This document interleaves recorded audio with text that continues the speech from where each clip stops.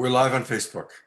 Hello, Facebook friends and family. I'm Love Coach Scott Katamas, and we are doing a show tonight on a really important topic, self-sourcing, how to manage yourself when you're triggered.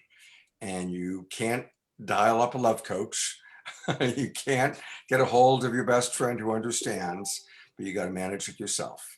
And because it's such an incredibly important topic, especially in these days, I have with me not one, not two, but three amazing love coaches to really talk about this because it's pretty important stuff. So we've got love coach Jessica, we've got love coach Radiance, and of course we've got my teaching partner here, Trish. And ladies, I'm gonna right away, I really want the show to be pretty much you getting a chance to share your wisdom. And I'm gonna start with Jessica. Jessica, how do you personally manage self-sourcing and managing triggers, and what do you recommend for people? Wow. Oh, we're jumping right in. I We're love it. jumping Okay. right Here we go, guys. Well, how do I personally manage triggers? I do a lot of self-care for myself. So I've had a yoga practice since 2008. I'm a Kundalini yoga instructor, and so that's a huge part of my practice.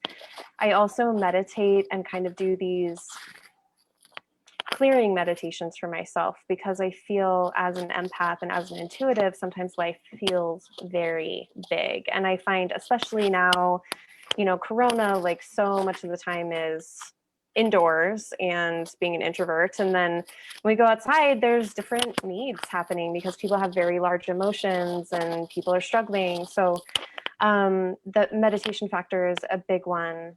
And then managing triggers, I think in general, is, it kind of is different for everybody, but one of my favorite tactics, and this goes into a little bit of how I do my meditation, is I sit quietly with myself and I actually like to drop in and just, I know this sounds crazy because it doesn't always feel like the best thing, but I like to just feel the emotion that's there and name it and make a little space for it and let it be known to me. So when things get really big, that's typically what I do. I try to meet it with a little bit of grace and as much non-judgment as possible. So I would imagine that we're going to jump a little bit more deeply into it, but I think that's like that's my intro is into like, I do the uncomfortable thing and I try to meet it without calling it terrible. Well, we'll definitely be back. Jessica, there is something going on with your audio. There's a lot of scratching sound. Oh, thank I you for don't letting know me if know. I you. think it's just my hair. I think it's Oh, my okay. hair and I'll hold it up and I'll put it on mute when I'm not speaking. Thanks for Great. letting me know. Yeah, absolutely. All right. We have Love Coach Radiance with us tonight. It's a radiant evening indeed. It's so good to have you with us, Radiance. Beautiful to be here. Thank you for allowing me to be present with your gorgeous and heartfelt wisdom. I'm Oh, wonderful. well, thank you. Well, we're eager to hear your wisdom. What is your kind of opening thoughts about self-sourcing and managing triggers? Oh my goodness. Okay. I go for the whole spectrum. First of all, I get into those like core emotions, like, am I sad? Am I angry? Am I scared? Those are usually like the pinpoints for me. And then I think about, okay, what can I do with these emotions that's the fullest amount of fun vibrancy? Like if I'm really sad, one of the, like some of the neuroscience behind that is how to get myself out of a story as quick as possible. So amplifying it to the point of like making it super dramatic, not and super fun. So, and then sometimes I'm just like starting to observe more of, wow, I'm really sad. And so then I'll be like, what does sad feel like at like a 10? And then I'll be like, ah! So just I fully give it the fullness of my attention for between 2 and 6 minutes at a time. And then I let my brain know that If it's more than that, like if I have to come back to it, then I'll be like, okay, brain, we got like another 2 minutes, and then we got to go off and do something else, and then we can come back to this. So those are some of the like quick techniques that I use. Now, do you do that by yourself, or you go into the bathroom or into a private room, or? Sometimes in my car, most of the time in my forest, in the forest that I live in, and then not the forest that I live in. I have a forest behind my house, and then some of the time, weeping silently, ragefully on my toilet, or or in my shower. I'm like, ah! So yeah, but to try to just, even if I can't scream, to silently scream, to do it as with as much verbose and as much like fullness as possible. Bless you, bless you, bless you. Bless you, Trish. Oh, you're screaming. Yeah, you're silent screaming. We're on like the pyramid show. Now, did you have to train your husband to understand and accept that your strategy was to take an emotion and put it on steroids? How does Stephen deal with it? I think he knows. I think he probably gets me after. Yeah, I think he's like, I think I might just leave her to it for a few minutes. Okay, this is an honesty moment for me. The hardest thing for me to do is to ask to be held or anybody to touch me, which, Scott, I want to thank you for that, because you were like, what about if you just held her for a moment? I don't want to be held, but then of course I do want to be held. And then I'm like, all right, now I'm melting. And so thank you for that. Well, I also asked the question because I know you and Stephen have a beautiful relationship. And when one person emotes at the level that you can and is passionate, and the other one is kind of a more staid British kind of guy, I'm sure that other people watching wonder, like, how do you manage that? Do you set it up in advance? How do you work that? I'm just starting to ask for that. And that's after 20 years of being practicing this stuff, that's how like distant I was from people touching me when I was in that space. Wow. So I would say the past like 7 years, I've really been like, and I'm catching myself more of, wow, I could probably really use a hug right now. But I have a hard time to not physically want to hit something when I'm in that place. So I'm like, I would rather process being a pillow on the bed, and you just stay there, and then love me from afar, and then we can hold afterwards. Oh, that's beautiful. Yeah. Well, Little fire. well, it's now time for my partner here, Trish, to share her wisdom. On self-sourcing and what I do when I'm triggered. Yep. Well, let's talk a little bit about what self-sourcing is for people who might not even understand this term. For me, self-sourcing is meeting my own needs before I ask others to meet mine. And that's something that's alive for me. And if you ever watch my show on Thursday mornings, I'm constantly reminding you how to get to what you need. And I run the self-empathy tool a lot. I mean, like a lot, because when I'm upset, I often get really confused.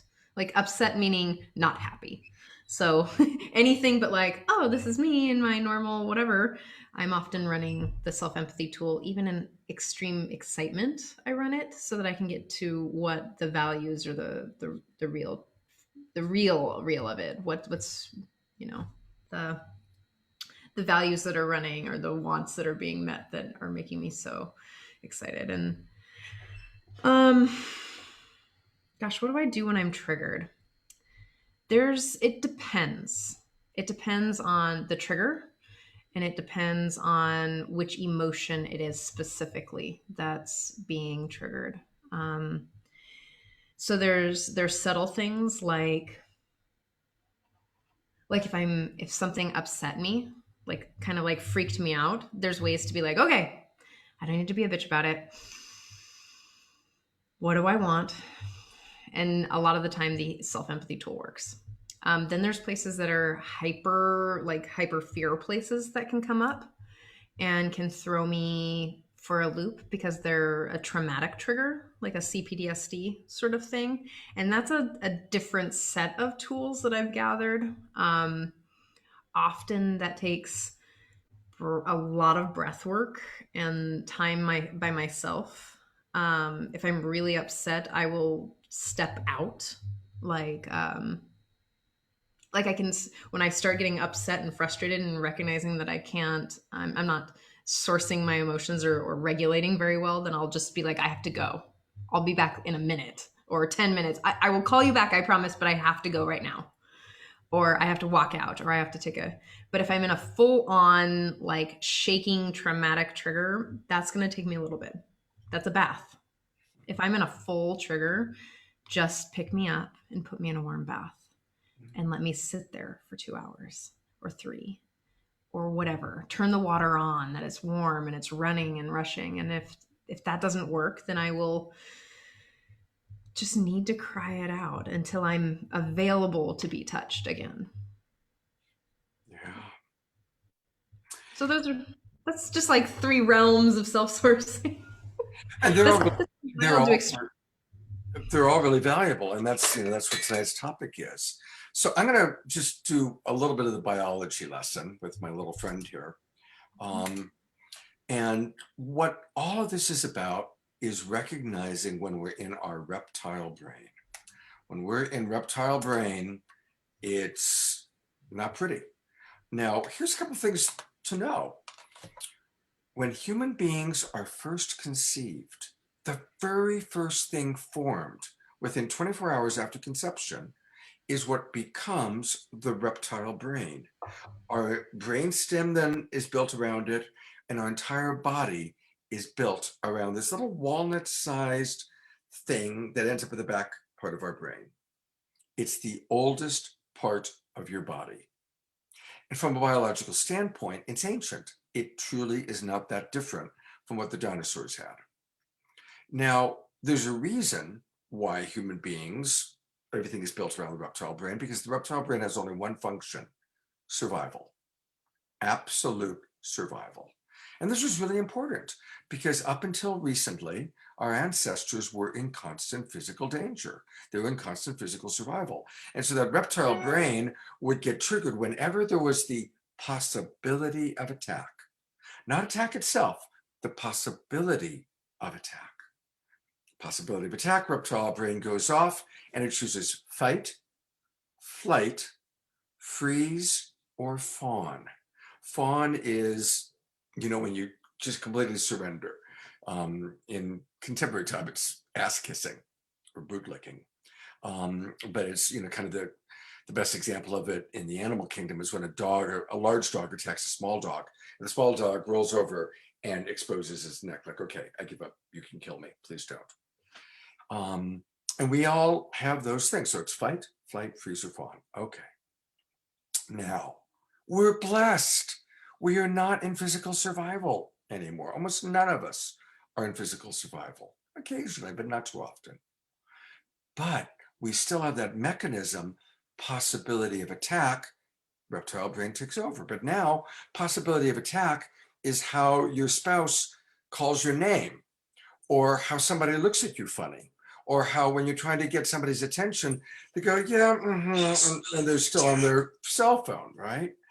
So it's whenever we still perceive that possibility of attack, which almost always is our own mind projecting, she's not respecting me. He's not paying attention to me. She doesn't love me. He doesn't care about me. Triggers our own reptile brain. One of the things that's fascinating, 96.2% of the time that our reptile brain is triggered, it's our own thoughts. It's our own projection. It's actually not anything physically happening in the outside world that's actually a threat. It's our interpretation. Therefore, that's why each of these ladies is provided calming down the nervous system. When Trish talks about the 3-hour bath, that's how long it's taking for her nervous system to calm down. You've heard the expression seeing red. Well, it's real. And when we see red, it means that our reptile brain has completely taken over our body and we're offline. We cannot access the empathy center of the brain. Reptile brain is completely taken over. And it takes, once that happens and we go offline from accessing the empathy center, which is up here, the frontal lobe, it takes 20 to 30 minutes to come back online and to be able to access the observer part of the brain, the empathy part of the brain. So I'm going to provide the biology lesson, but we've got these three amazing, beautiful, intelligent women who are going to take it and run with it. And so turn it over to Trish. So primarily we're looking to source a few things. Like our basic sort of primary needs are really like self-love or feeling safe in that, like self-esteem, feeling confident, right? And then there's safety, security, which is very like personal to everyone, home, like home, food, shelter, friends.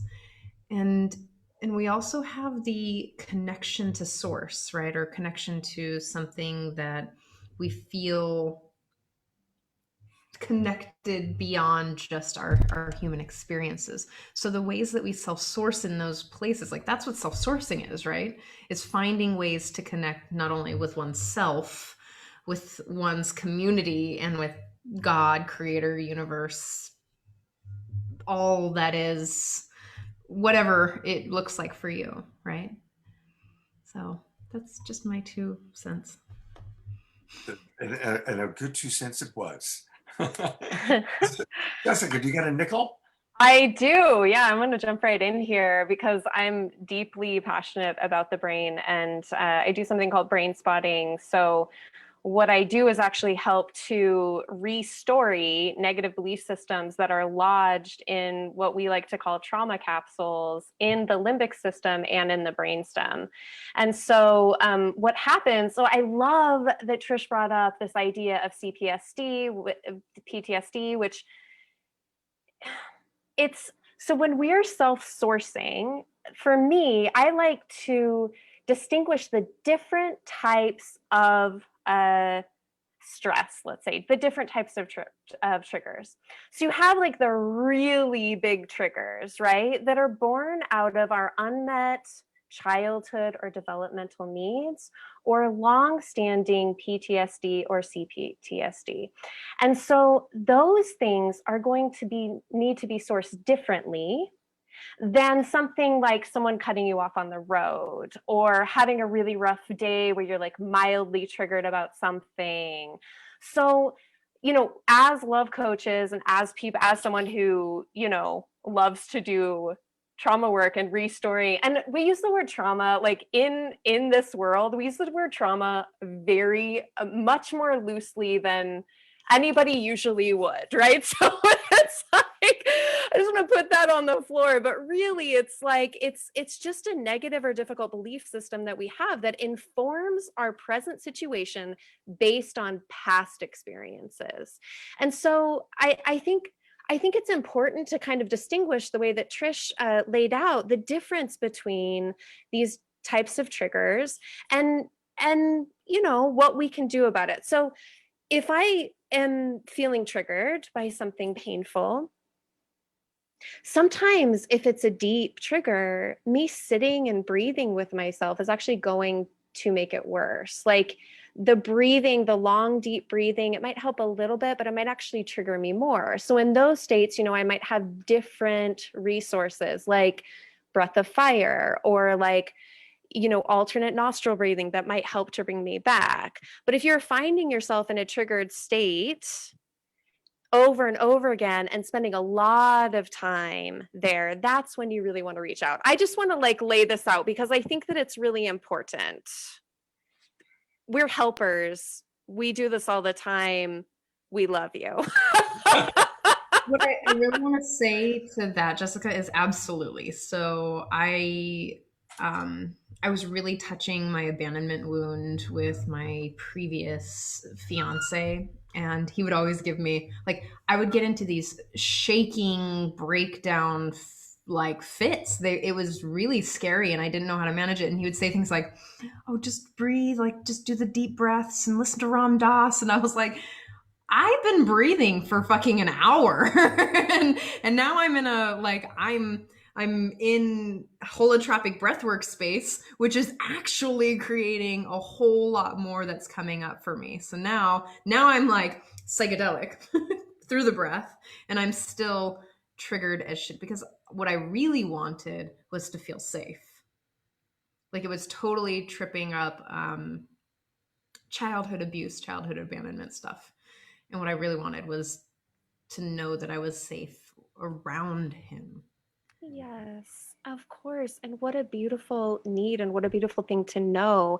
And even just sitting here now, like, okay, so I can drop into this state and say, Trish,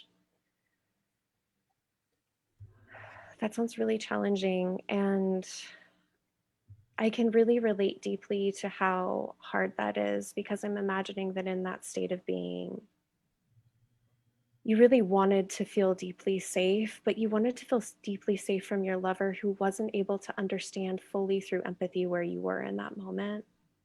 And I'm imagining that that was really hard for you because you wanted to change the state that you were in, but you didn't really know how in that moment because you were so deeply triggered. What that created is him getting angry with me. Mhm. Ooh. He just got more and more angry, wanted to Mhm. fight about why I was upset. And I did 3 years of intensive therapy Mhm. during it and started taking medication to calm me down. Yes, that's so beautiful. I'm so glad that you got help. And I think that, okay, so even just in this scenario for people watching, if Trish was in a traumatic state where her body was, even though it was present, and she was trying to be more and more present with where she was, but she was freaking the F out and was actually way back in the past in her brain, in her trauma experience, none of the stuff that I just said, even though it was so heartfelt and deep, and I meant every word of it, and I wish I could have dropped down into empathy even more so that you could feel it even more in this moment, none of that would have gone in because she would have been in a different part of the brain. Yeah. And what happens is that our neocortex, which is on the top, it's like the gross grayish pink thing on the top, and then the prefrontal cortex is up here. That's where we can actually listen from, right? But if we're stuck in those deeper parts of the brain, like the limbic system and the brain stem, so reptilian brain or mammalian mind or limbic system, all those things, they're kind of, we can get lost in the sciencey words. It doesn't really matter. If she was stuck in there, she wouldn't have been able to receive any of it. So that's why it's important to do this deeper work so that we actually can be okay when I almost just cussed. I'm like really trying to keep it clean. When stuff like gets hard, you know? You can curse here. It's okay. Oh, okay, great. It's called, it's straight talk. This is the PGR rated, Love Coach Academy. All right, it's Friday night. It's Friday night, so. So Okay. what I wish would have happened is that Mm. that person could have just sat with me. Yes. Not had said anything, but just sat with me. Mm. Not, pushed anything away. Just was like, "Oh, I'm going to sit with you while you cry and you have your whatever thing that you feel that you need. Take a 2-hour shower, just sat on the floor waiting for me or took a shower with me or whatever." And just waited for my whole system to calm down enough so that I could receive empathy. And that would have shifted everything. Oh. That's not really self-sourcing, is it? No, but sometimes the people that we love help to teach us how to self-source, either through not giving us the things that we need or through giving us the containers that we need. And It's ironic the way that works. It's true that we're not on self-sourcing right now, but while we are kind of on that piece of it, notice Radiance earlier was talking about how she really wanted to be held, but she has trouble asking for it. And you really wanted to be held, but your ex-boyfriend, who has proven why he deserves to be X with a big X,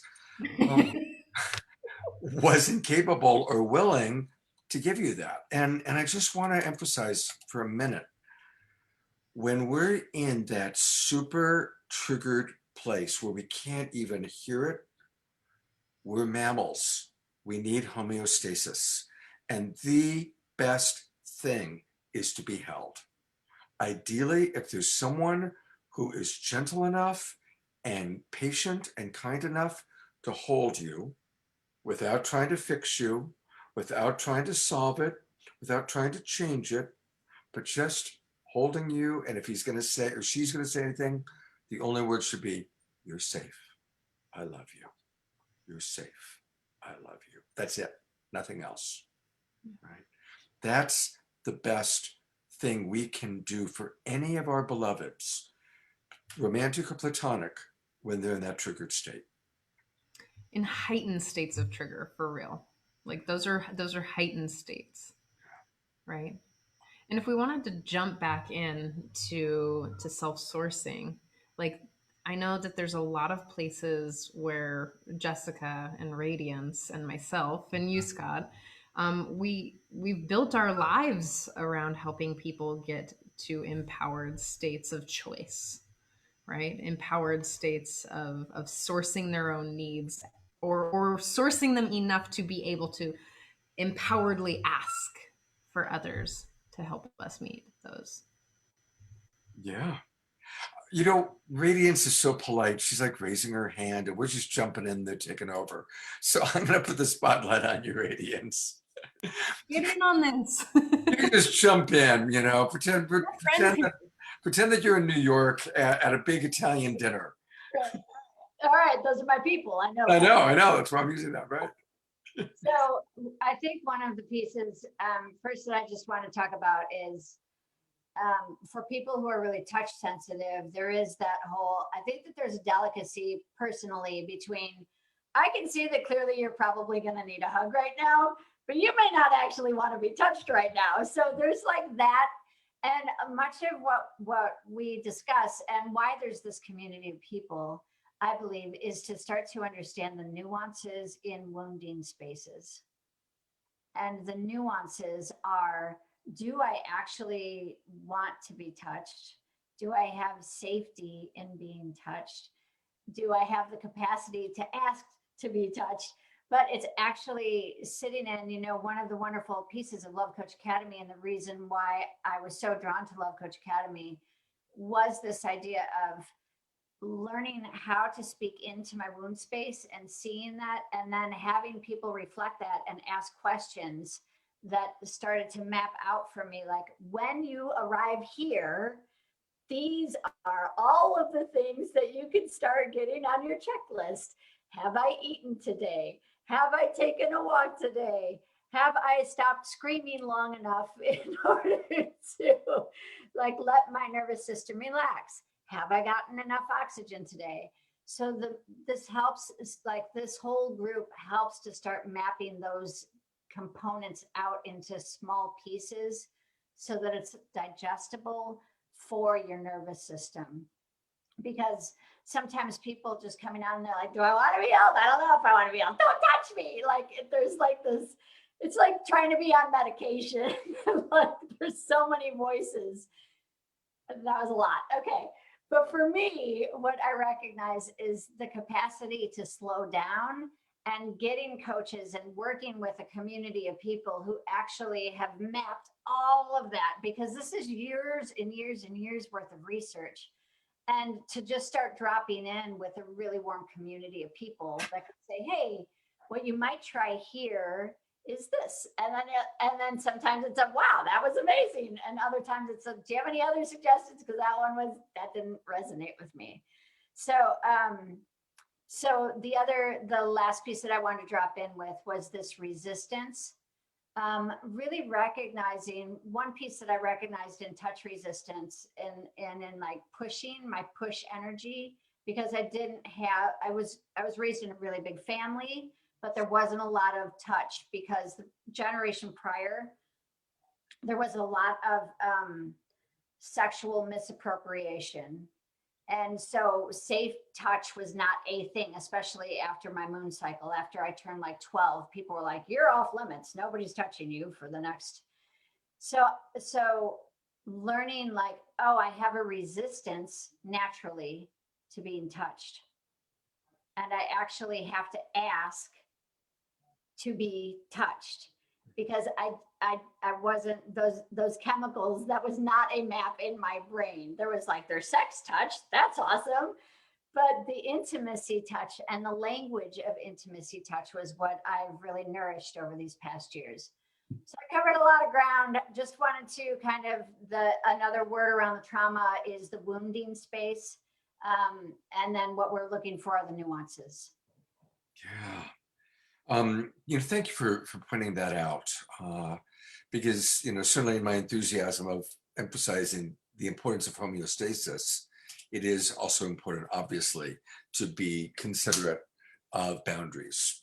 And I'm going to read a couple comments. Gina Burrell, first of all, Gina, thank you for sharing this out with your Facebook friends. She writes, I wish it wasn't so awkward to be hugged and held. I guess it depends on if the person giving is willing to stay in the hug. Yeah. Absolutely. Who wants to, I want to just, go ahead, Trish. I also just wanted to point a little to just say, yeah, Radiance, I really heard that. I've been diving into a lot more attachment theory. And what I'm recognizing from my own self in my fearful avoidance space, moving towards secure, is that the person that I was most attached to, the person that I wanted most of my loving connection from, was also the most dangerous person in my life. Because it sounded a little like, and I'm going to say something, trigger warning for you all, if you've heard this in your life or in your childhood, but it sounded like this. Stop crying or I'll give you something to cry about.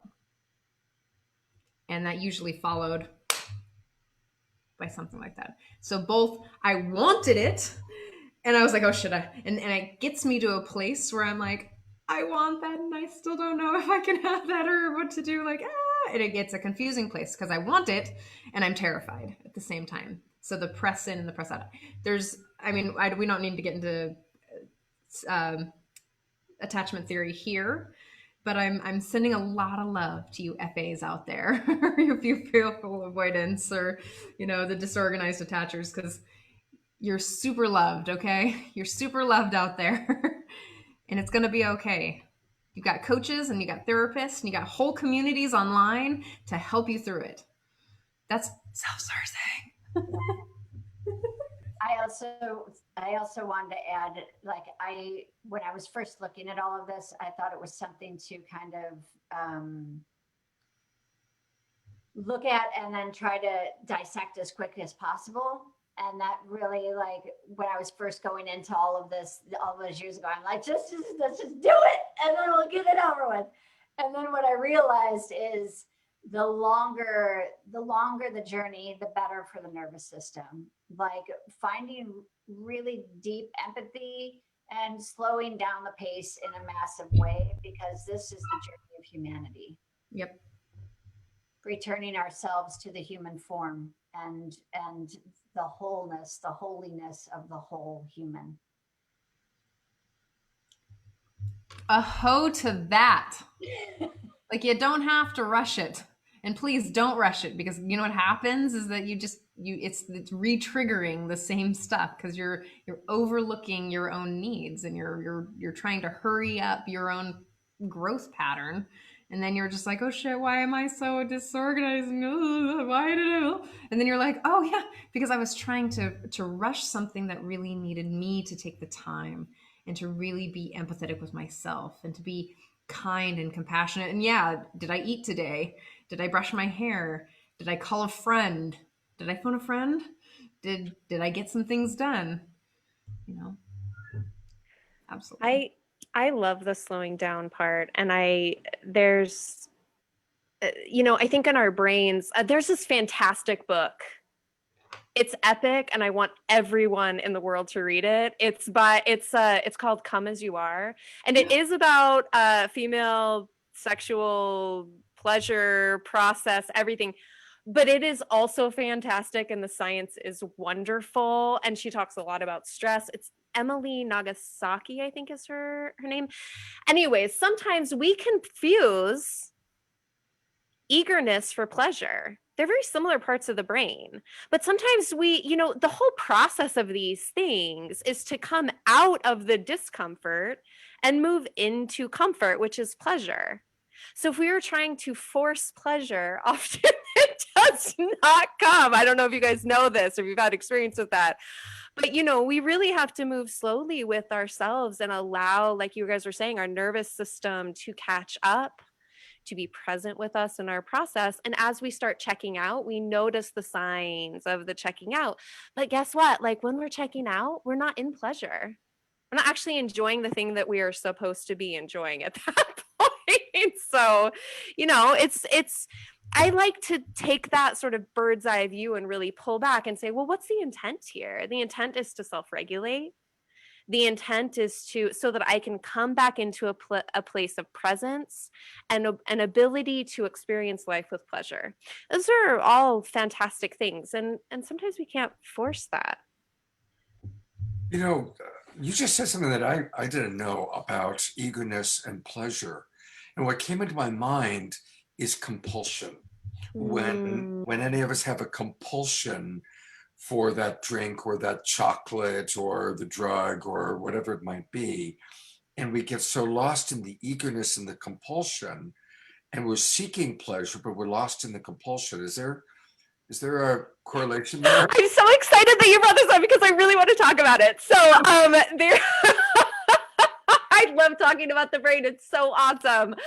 So, because to me, the brain is the spirit, is the emotional body. It's everything moving together, all our electronics, just like making life happen, our own experience, our dropped in physical experience of life, and this is just the switchboard. So anyways, obviously I like it. So yeah, and Emily Nagasaki talks about this. I'm hoping I'm saying her name right, but she says that in the pleasure center of the brain, you have pleasure, anticipation, and eagerness. So if you have anticipation and eagerness and no pleasure, that would be the train moving a little bit too fast towards a craving type goal or a too goal oriented state. Whereas if we pull back and allow the pleasure to catch up or find pleasure in a different avenue, it changes everything. What does chocolate smell like? If I don't want to eat chocolate, can I experience it by recognizing the feeling that I have when I want chocolate?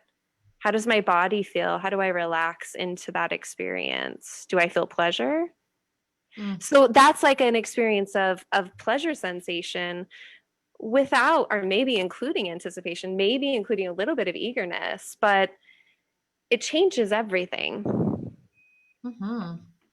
Oh, I'd like to talk about that for the next 4 hours. Sounds like we're gonna have a panel or a date with chocolate and coffee. I'll be over. I'll be right over, Jessica. Well, you guys know that I used to have a chocolate company. I just shut it down 6 months ago. Yeah. So, I'm down. I'm super down. Very, very good. Oh, thank you, Scott. Yeah. Go ahead, Trish. Go ahead. Oh, I just want to say that we're touching on some really extreme forms of self-sourcing, like in some extreme, like more extreme forms of like trauma or triggered states, and that's just labeling it for other people who are watching, right? So that we're like, hey, there's levels, there's a whole spectrum of triggered states. Some of these things that we're sharing aren't just because I'm pissed off because the dog pooped on the carpet. Not because of that, or my partner didn't, take the garbage out for the 5700th and whatever time. Like, it's not some of these things aren't because of that. And that's also self-sourcing some of the other needs, like the more, we'll call them more, for lack of a better term in my brain right now, is like more basic needs. So if I'm upset because the doorbell rang in the middle of my straight talk show, or my partner came in and was crunching, or who knows, and I have things that I need, like I'm like, oh God, how do I self-source myself into a calm space so that I can meet my partner in loving kindness? And then how do I source the more like subtle things, like more, how do I self-source confidence in myself so that I can show up in a different way? Or how do I self-source my own calmness when I've got 1,500,000 things on my calendar? So finding like, can we take it there? Is that okay? That I Yeah, just yeah. like this whole thing around? Well, I'll throw something in there. But let me put the spotlight on myself for a second. So I think probably when it's little things, when it's not extreme trauma, but it's little things, slowing down and doing the what am I telling myself story? What am I telling myself? Because remember I said that the vast majority of times we get triggered, we're getting triggered by our interpretation of another person or of what's happening in the external world. So something's happening in the external world and we're forming an interpretation, and then we're going into reaction to that interpretation. So there's a wonderful practice, and it's one of the main foundational tools of Love Coach Academy is, I've called Trish twice. She hasn't called me back. And I'm like, oh my God, how come Trish doesn't call me back? She just doesn't respect me. Okay. It's not And true. then I notice I am making an interpretation. And so then I literally in my mind say, I'm telling myself the story that Trish doesn't respect me. I'm in my story that's what's going on. And it helps me to calm down and realize it's just a story I'm making up. It may or may not be true, probably isn't. And to react to my own interpretation, which is just a story in my head, is not very smart. It's not a good use of my time. It's not a good use of my energy. I mean, interestingly, well, I won't go there, but anyway, so I'm telling myself the story that, like, you take whatever the story is that you're about to go into reaction to, or that you are in reaction to, those words. I'm telling myself the story that she doesn't love me, he doesn't care about me, whatever it might be. I want to jump in. Jump in, kiddo. All right, here goes. What I find intriguing is that there isn't, okay, next time that a storyline comes up, because sometimes even people are like, I don't even want to look at my stories. Like there's that. Okay. So one thing that I love is recognizing that I'll put it in this category. Stories are in this category for me. There is no such thing as the color magenta. Our brain does not, or our eyes and the interpretation of what happens with the cones and the rods, there's no actual color of magenta. We've been told that there's a magenta, and therefore we perceive that, but there's no actual color magenta. And so we have an entire population of people who believe that there's something called magenta. Now roll with me here. Yeah. Or red. Or that your name is Radiance, or that mine's Trish, or that I'm female. Right. So it's these stories that are created, and magenta is one of those stories that everybody's just kind of agreeing to, like, yeah, that's magenta. So with that, like, instead of just, for me, it helped me to refocus and realize when I have a huge charge around something, a huge wounding space around something, that is the story and all of the neurons in my brain have mapped that story out, and that is a level 10 for me, that storyline. So instead, it's saying to myself, like, wow, that's my storyline. That has served me so well.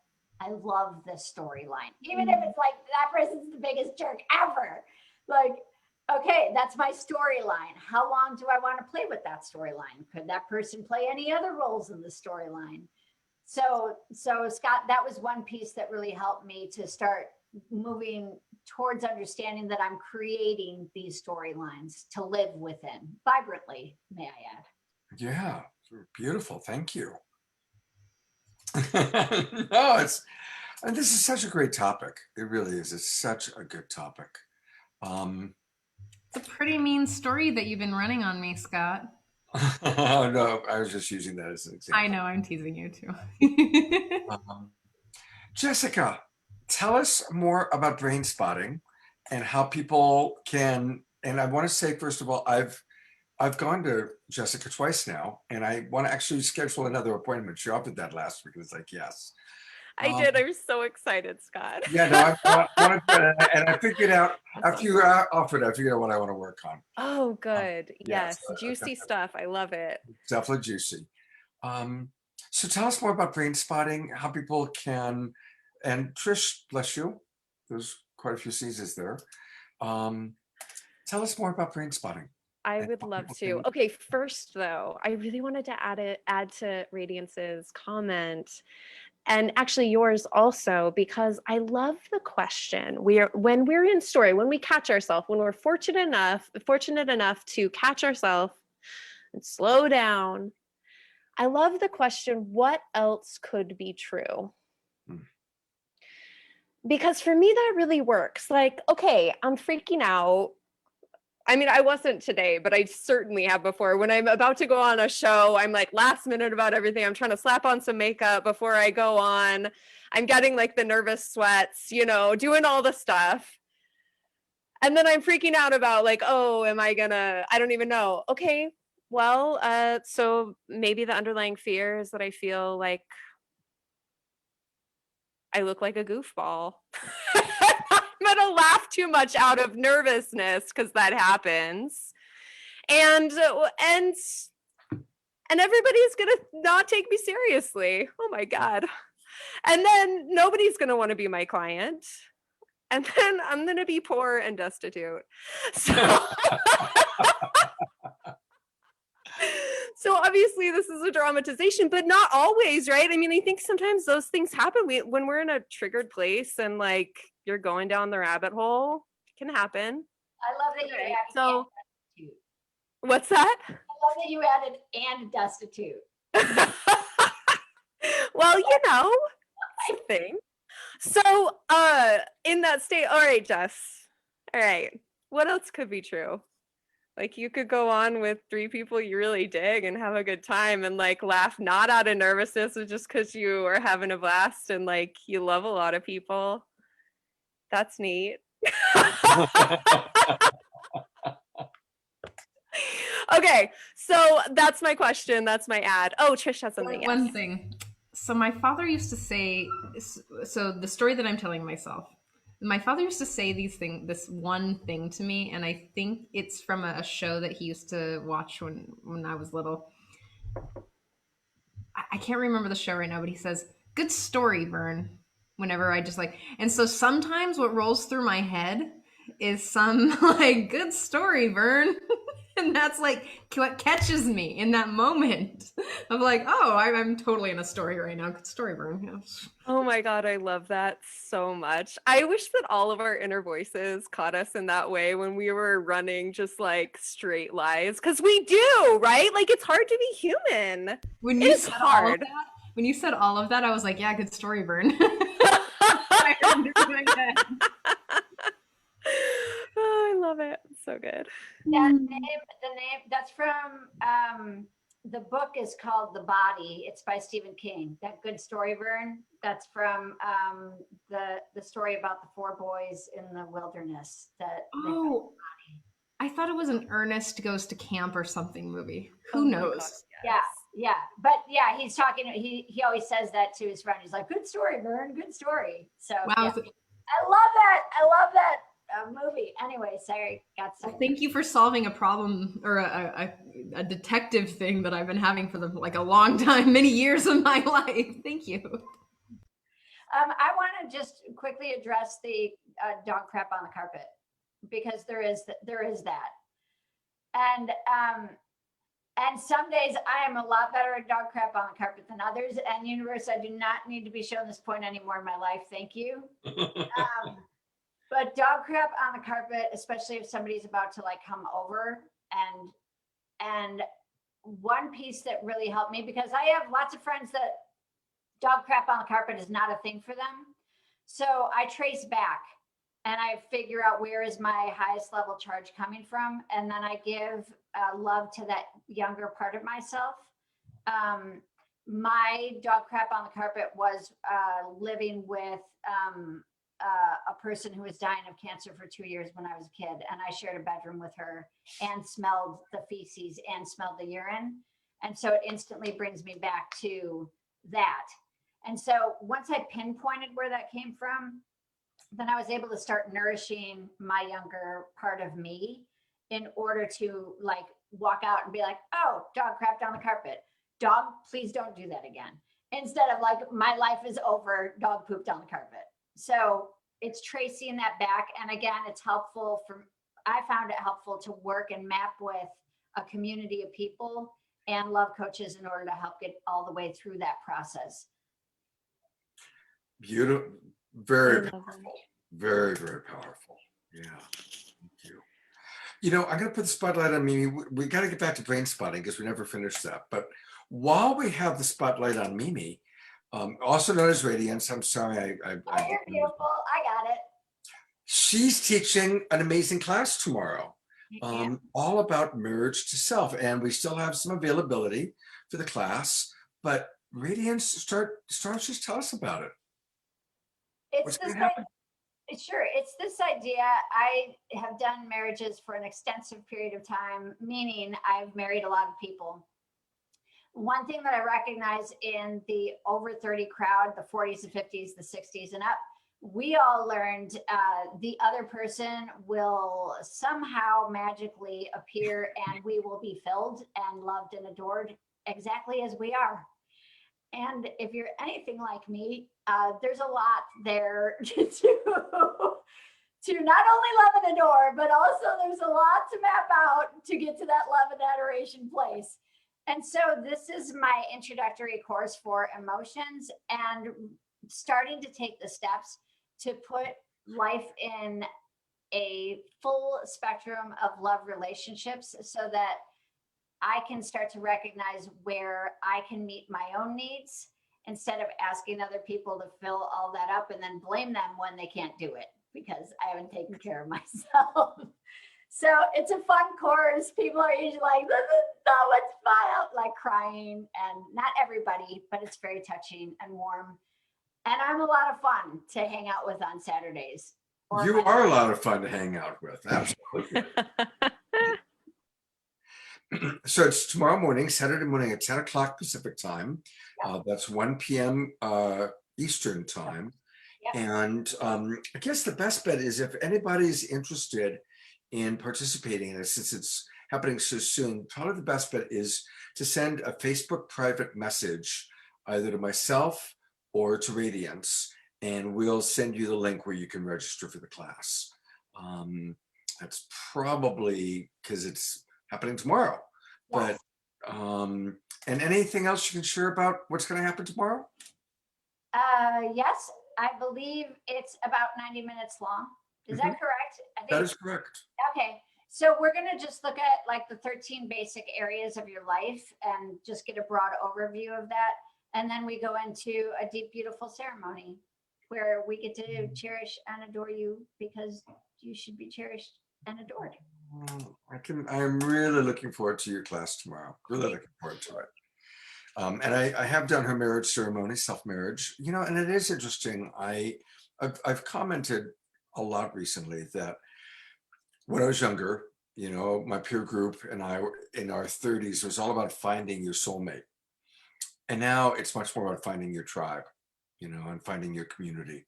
And it doesn't mean you can't still have a partner or multiple partners, but it is definitely less about just finding the one person who's going to meet all of our needs and love us unconditionally, and we live happily ever after that. And that one person is you. Yeah, exactly. That's Exactly. the person that you want to love you and adore you for no matter what mess comes about. You want that person to be you. Yes. Yes. Ah, beautiful. All right, we're wrapping up, as you can probably tell. So let's go back to brain spotting. Tell us a little Okay. bit more about it and how people can get a hold of you. Oh my God. So yes, I would love to. I'm so, so, so passionate about brain spotting. It is not the sexiest term. It's really not, but it is powerful work. It is powerful, powerful work. So here's what I know. One thing that I know is that our emotions want to come to completion. Our emotions are like a tunnel, they are not like a cave. Often we have fear about the emotional states that we can experience. And so we feel like we are going to be trapped there forever because sometimes it takes longer than we think it will. But the reality is that our emotions just want to let themselves go like a river. Like emotions are like the water, they just want to go, they need to complete themselves. But unfortunately, often when we've had, like, when our negative belief systems about ourselves or life are formed, it's at a time when we weren't really capable of processing our emotions fully and with our adult mind, our neocortex, and our prefrontal cortex.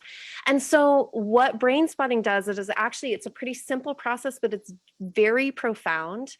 It's a mindfulness practice, but it's more than that, right? So it's science-based, it's evidence-based, it was developed by a psychiatrist, it's a trauma therapy, but we use it in order to re-story, just using your eye placement. We access the limbic system and the unconscious parts of the brain, which respond so much faster than the conscious parts of our brain. And we go in there and we restory. And honestly, what I love about it is self-sourcing at its core, because you are finding your own answers while being held in a safe container, while you're being respected, and while you are finding your best neural pathways to get you through to the next level of consciousness, of life. And it really is, I mean, like, I feel deeply, deeply grateful that I get to do this work. Um, but it really is profound what we are capable of. It's so moving and magical what can happen for each one of us if we just show up and try, and sometimes try new things. And so that's what I like to offer. I've seen people's lives change, so that's why I'm so deeply passionate about this. And I mean, we all have, right? Like, we love people and we love the process because it works. Yeah. Thanks. Can I ask a question? Yeah. What's the difference between brain spotting and EMDR? Right. Okay. So brain spotting is next generation EMDR. It was actually developed by an EMDR trainer, but its studies have shown that 6 months later, it's more effective than EMDR. And it's a somatic body experience like EMDR, but it's a little bit more intuitive in my experience. We still use bilateral sounds, so we're still activating the different aspects of the brain as well. But studies have shown that it's a bit more effective. Sign me up. Okay, yeah. Oh my God, you would love it, Trish. You would love it. I'm loving your passion for it. You know, it's just beautiful, Jessica, and your description. It's really powerful. Really powerful. Oh, thank you so much, guys. I really am so passionate about it. Now, how do people reach you? What's the best way for people to reach you? Sure. Yeah. So you can just go, if you can see my name at the bottom of the screen, Jessica Osterday. And you can go to jessicaosterday.com and it's all right there. There's a little form you can fill out. You can sign up online for a 20-minute consultation, and that's how we usually get the ball rolling. You can also always PM me on Facebook. So find me. I would love to talk to you. Great. Thank you, Jessica. Great job tonight. Thank you. What about her class? Oh yeah. Yeah. Oh wow. Yeah. Yeah. Yes, there's that too. Yeah, I have a class on the 20th, and we're going to be talking about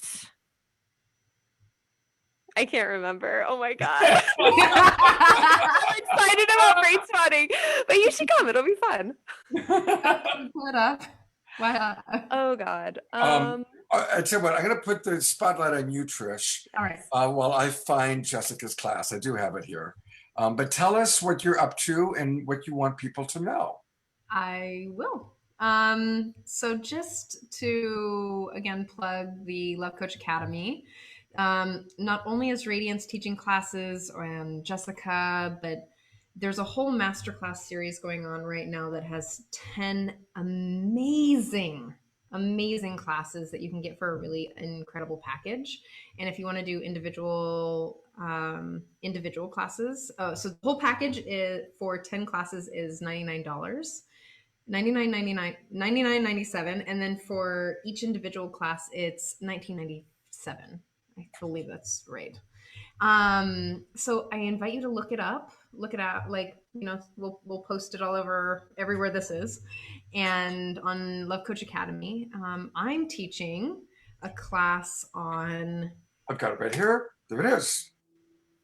I'm teaching on profound self-acceptance and repatterning the abandonment motives. Basically, it's really touching in on how to start your journey of creating self-reliance and sovereignty in your mind, your body, your spirit, and to kind of like dissolve those codependent patternings that we've all picked up from society and from fear in our childhoods and things like that. So I invite you to check it out next weekend on Saturday. And later on in the course, Trish and I are doing an introduction to love coaching. Mm-hmm. I'm going to go through these. There's tomorrow's class, Radiance, Marriage to Self. Highly recommended. Heidi and Timothy, they were our guests on Straight Talk last week. They're amazing. The Power of Love Fantasy, really breaking that down. Paul Sterling, the great Paul Sterling, is doing compassionate communication for couples. Then Trish and I, the meaning of life, love and relationships. And Heidi and Timothy, another one on understand. Oh, they did that last week. That was awesome. Jealousy. That was awesome. And by the way, if people register, you can still get the recording of last week's show. All of these are recorded and you'll get the recordings.